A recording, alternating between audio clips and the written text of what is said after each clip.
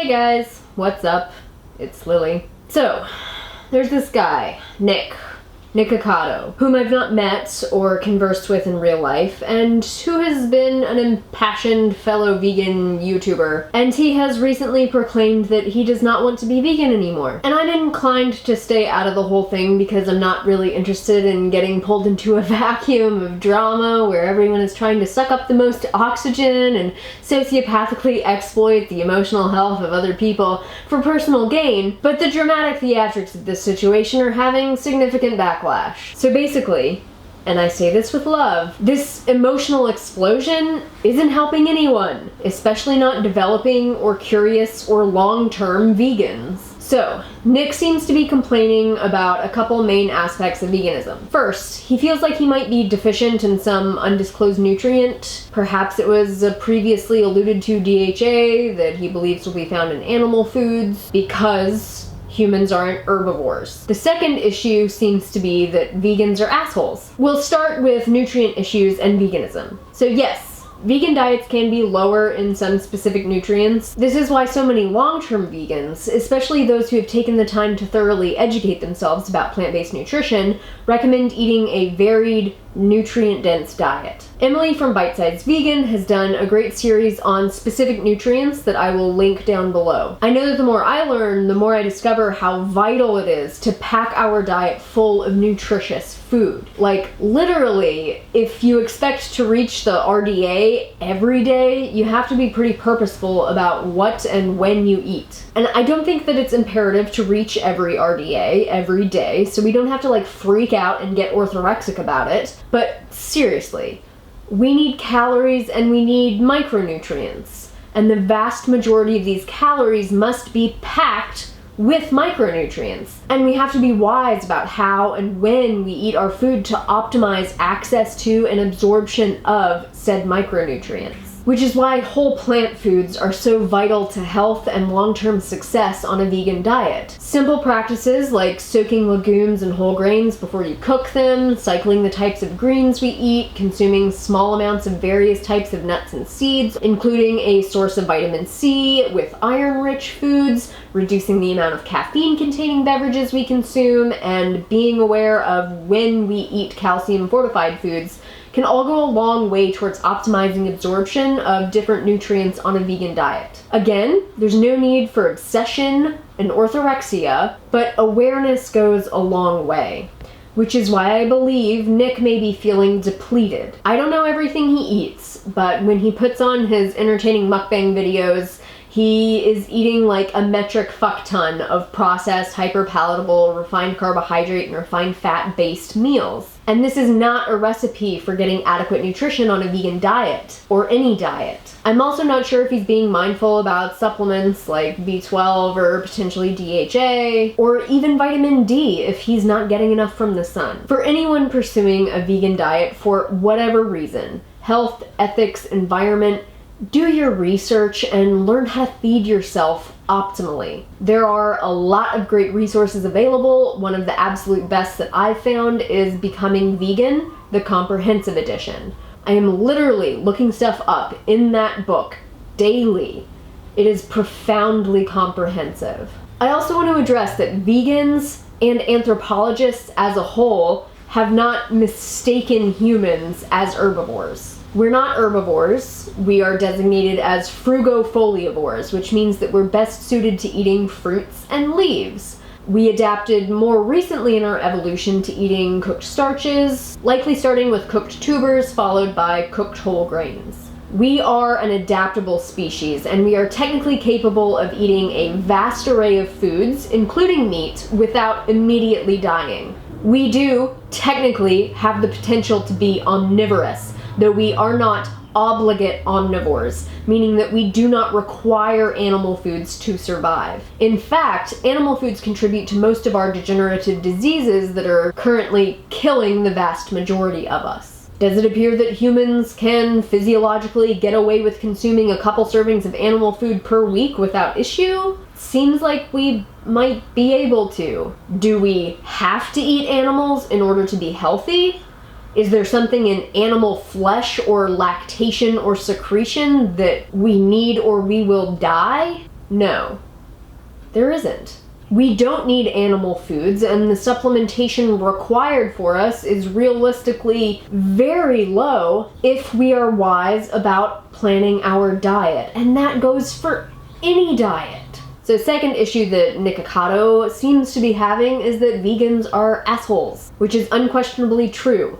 Some vegans do appear to be obligate assholes, meaning that they must be assholes in order to survive. But there are slices of obligate assholes in every demographic pie chart. I've met Buddhist monks who were quite at their leisure acting like profound assholes. To be fair, maybe a larger slice of the vegan pie is asshole flavored. I won't deny that vegans as a whole seem not to be shy about trying to rip people new assholes when we think they're wrong. And man oh man, do we think a lot of people are wrong. People who agree with us, like 99.5%, will pick a fight with them, or will lecture them like a jackass purely based on a tiny mistake they made in their semantics. It is ridiculous. You know what vegans are? Tiring. Vegans are effing tiring. I'm tired of vegans. I am sick to death with so many of them. They're know-it-alls, they're overly sensitive little whiners, they're douchebags. I mean, my god. I read some of the comments on other vegan channels like Happy Healthy Vegan, which are inarguably two of the most benign, kind, mature, communicative, and rational people I have ever known to exist. And my lord, their followers come up with any reason to jump down their throats. It makes me so sad for them. Same with that vegan couple. Any opportunity to twist their words and attack them for essentially nothing is seized upon with vigor. We should be ashamed. And yes, I am aware that I'm not guiltless in this situation, as I have taken issue with other vegans trying to blow sunshine up our collective assholes. And I promise I will stop using the word asshole right now. That's the last time. I also saw in Nick's video that he was getting pretty emotional and wrapped up in the idea that all life forms victimize other life forms. And yes, that is true. The world is, naturally, a place where more than 50% of the babies born are eaten while they're still alive. If you stay still long enough, you will be killed and digested. It can be a painful place to live. If you're an unlucky organism, or if you're an empathic human. Which is why, as humans, we are in a very special place currently. We are, for the most part, safe from bodily harm caused by predatory animals. In civilization, if you're well off enough to be watching YouTube, most of your biological needs are taken care of, and on the whole, we live pretty damn comfortable lives. This lifestyle has sheltered us, for the most part, from the world of constant victimization and struggling to survive. It has allowed us to use our brains not just for survival, but for developing empathy, for directing our resources into ethically responsible avenues. We have the time, money, and brain power to think things like, who am I eating?